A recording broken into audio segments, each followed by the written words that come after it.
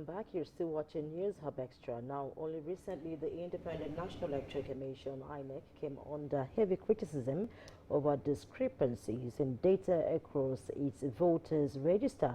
And on Saturday, the Commission published on its website preliminary register of voters' polling units for the 2023 general elections. According to INEC, the register was displayed so eligible voters can confirm their details and report ineligible voters who might have been captured. Following the register's release, some Nigerians on social media, everywhere, have displayed snapshots of voters who appear to have been registered multiple times. In some cases, a couple of names had no pictures. And to do justice to this topic, we have before us and joining us on the program today is James Ugochukwu. He's a co-convener Nigeria Civil Society Situation Room to talk about the need for INEC to clean up voter register. Thank you very much for joining us on the program. Thank you. Good morning. Thank you for having me. What are your worries?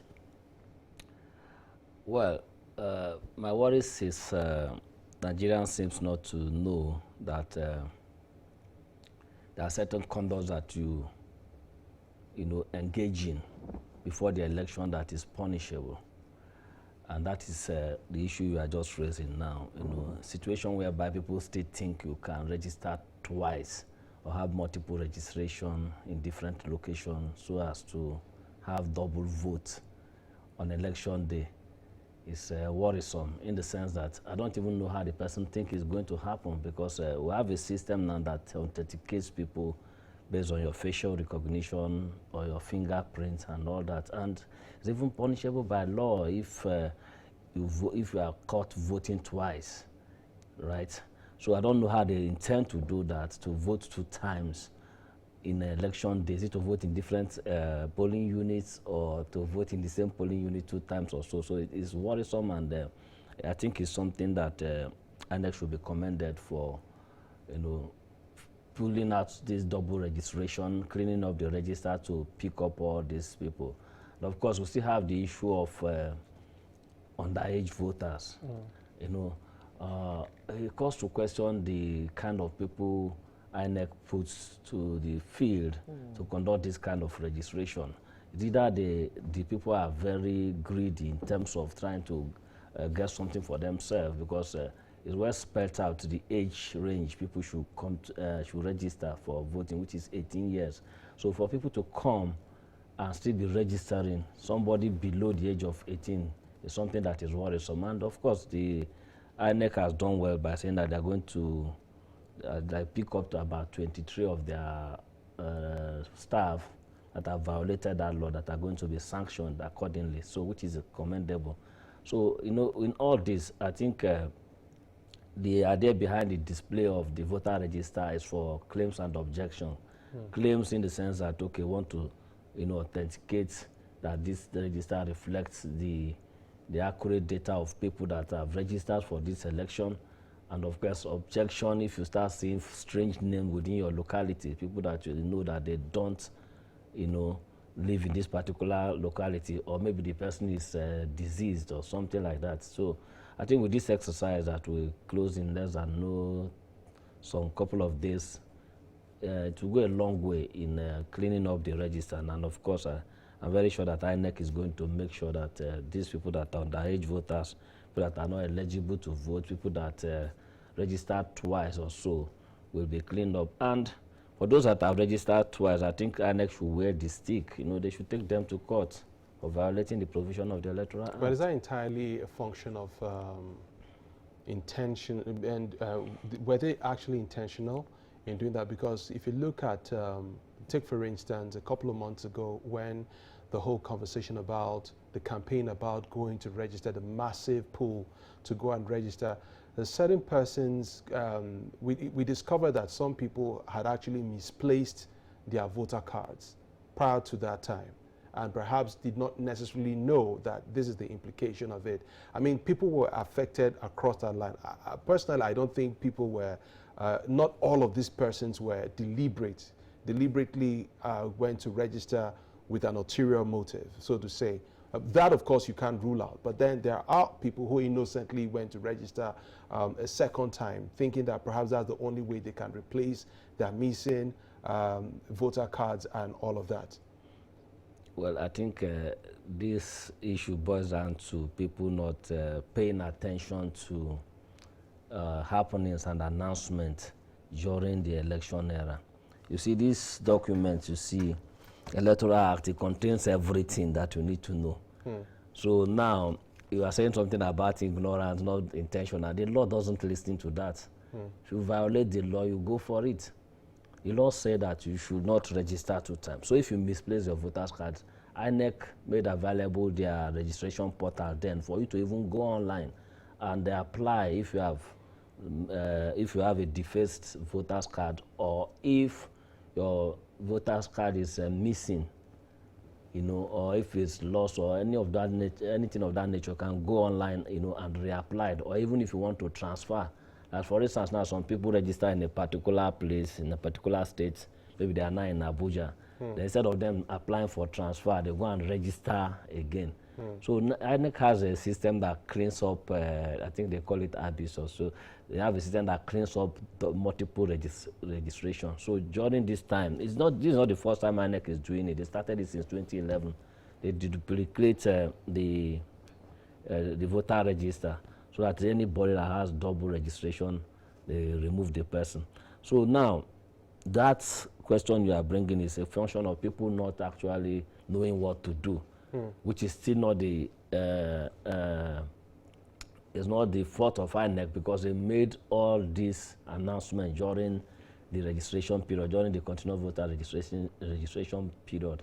They are singing it on TV, it's on their website and all that. If you have misplaced your voter's card, or if it's missing, if it's defaced, or if you are transferring and all that, all those can be done online.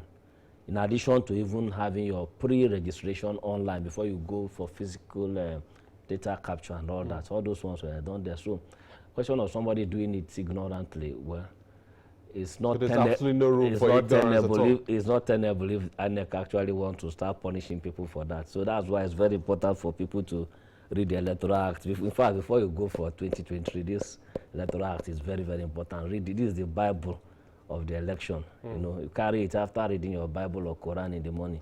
Pick this thing if you are interested in the 2023 election. Read it. It is a whole lot. You know, read it. There are a lot of provisions that if INEC or law enforcement agencies start to look at it properly, they want to use it against people, both the politicians, the citizens, all of us, we've done 1 or 2 things that violated the Electoral Act. So this document is not for decoration, it's something for us to read and understand the content so that we don't run foul of the law. You appear to be so confident that the electoral umpire is ready to deliver a credible election come 2023 election. Why is it so? Well, I don't see a reason why we should doubt that INEC is not ready to do that, because they've made all preparation in place. Okay, for instance, they've done their continuous voters registration. No matter how you look at it, this continuous voter registration started, I think, July 2021, and I think around July this year. And I keep telling people that I complain that INEC did not give people enough time to register, that during the onset of the registration, I was accredited by INEC to monitor the continuous voter registration process. If you go to most registration area then, the INEC official will tell you that, okay, we saw 2 people today, 3 people registered today, nobody turned out and all that. Then all of a sudden, towards the tail end of... Was this within Abuja alone or across Nigeria? Across Nigeria, you understand, because we have, situation, we have over 80 members across the country, so we have different organizations monitoring all this, and that was the response we are getting. Then all of a sudden, towards the tail end, there was this huge surge of people at the registration area trying to get registered and all that. And of course, INEC couldn't just, continue the registration due to some kind of a logistic reason or something like that. And of course, based on the provision of the Electoral Act, and it's still something we are pushing, if we can have a situation whereby the registration could be continuous in the real sense of the word, because people turn 18, somebody is turning 18 today. So we should have a system whereby INEC can fast track the process of people getting their voters People card would even turn 18 on the day of the election. on the election and all that. So if we can have a system where the registration can be, continuous in the instance of the world, it will help. So INEC can play that part. And what you have now, we have about 93 million people now registered. And we have additional about 20-something million people that registered.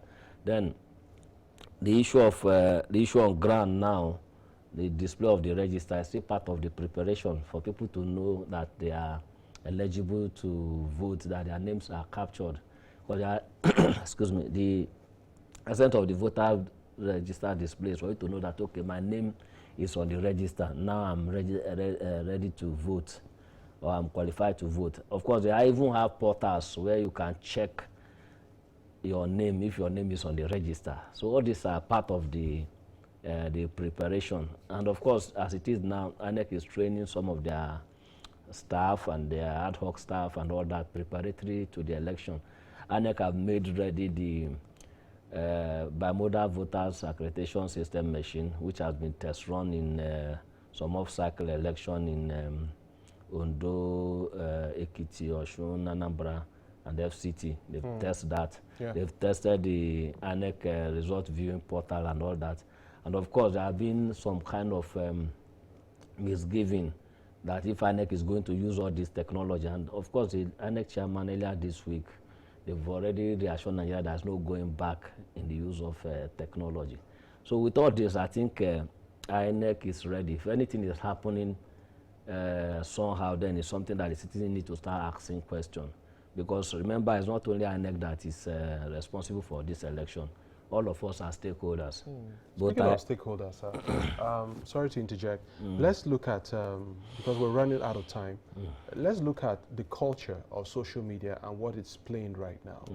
I recall that a couple of weeks ago, just like my co-anchor mentioned earlier on, when identities of underage voters were surfacing online with their pictures and all of that, there was this accusation that underage voters are from a only particular part of the country.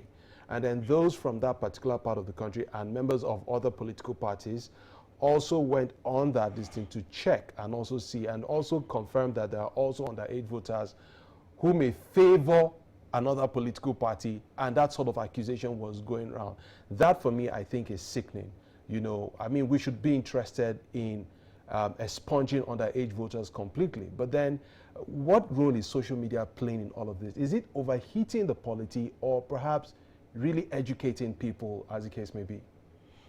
Well, if you look at the social media, it's one tool that needs to be checked seriously, in terms of using the content you are deriving from it. And when you're looking at social media now, social media even have a way of feeding into the mainstream media, guiding the decision or influencing the mainstream media. So the only thing we need to be doing now is that of fact checking, because social media is used for several reasons. It can be used for information or misinformation or disinformation. That's where fact checking comes into play. Some people may deliberately use a particular content to just deceive people along the way. That's why it's very important that for any person to pick it, you need to fact check.